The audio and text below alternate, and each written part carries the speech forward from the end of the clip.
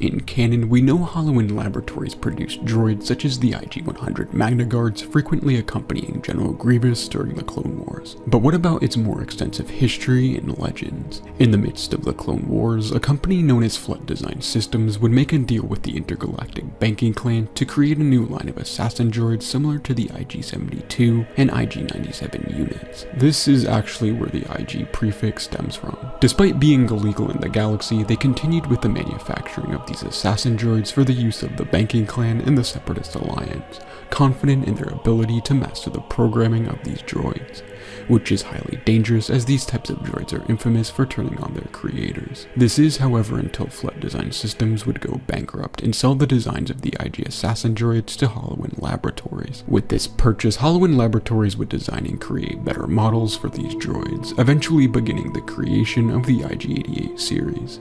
They would go on to create 4 IG-88 droids, but to their demise, upon activation of the first IG-88 unit, IG-88A, the droid would discern the creators in the lab as enemies and breach the data system to discover that he was built as an assassin droid. Before they could toggle power to the droid, IG-88 would break free of his constraints and massacre every single last person in the laboratory. Subsequently, he would power the other 3 IG-88 units, known as IG-88B, C, and D, copying his programming into them. The 4 of them would erase and destroy any existing data on them in case anyone attempted to learn of a weakness within them. They would then kill any and every guard in the complex and escape, occasionally killing anyone related to Holowan Laboratories to further mask the incident, their mission being to make droids the dominant force in the galaxy. IG-88A would actually speak to another droid in IG-72, the prototype of the IG-88 series, offering to copy his programming into his databanks much like he did to the other 3 IG-88s, though IG-72 would decline as he preferred having the ability to think freely, but would support the efforts of IG-88 nevertheless. Traveling to Mechas 3 sometime between 19 and 15 BBY, the 4 IG-88 units would overtake the ashy volcanic planet located within the Inner Rim, killing off as many living beings as possible. The planet would act as a base of operations for the droids' planned revolution, and they would infect the databanks and memory cores of the droids located there to expand their army. As a method of ensuring the Galactic Empire kept a blind eye to the activities of IG-88A in the planned revolution, IG-88B would become a bounty hunter and would have many notable missions in both canon and Legends material. Think of IG-88A as the mastermind and one in control, and IG-88B as the public face,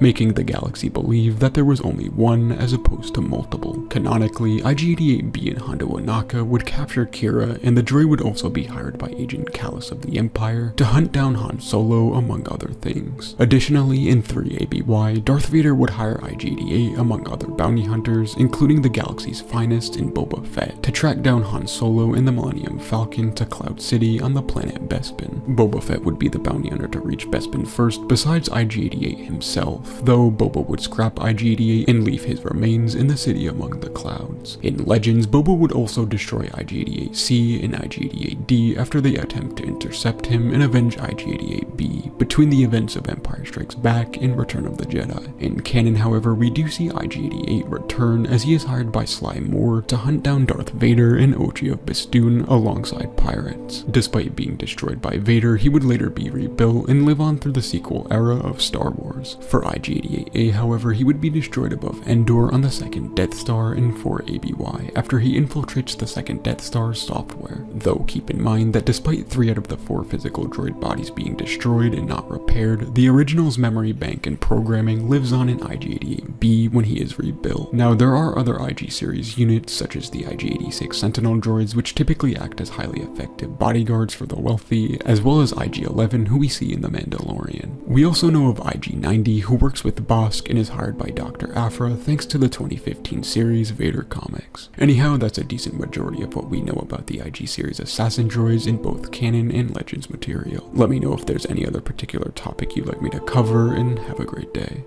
See ya.